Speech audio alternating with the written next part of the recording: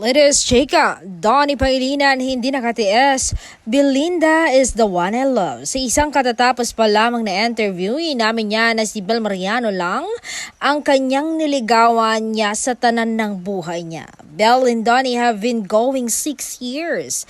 Nag-aaway rin sila, nakatulad ng ibang may relasyon. Pero hindi namin pinatatagal. Dapat maayos agad-agad, hindi namin tinutulugan ang problema.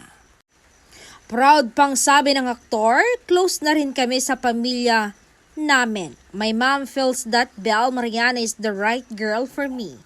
Bel is also close to my 3 sister. Close na rin ako with Mariano. Even yung mga in-laws ko are very good to me. Pagtatapat ni Donnie. Walang ugali si Bel na hindi gusto ni Donnie. Kung mayroon man na wala sa ideal list niya, hindi na yun daw importante dahil na mahal niya si Bel.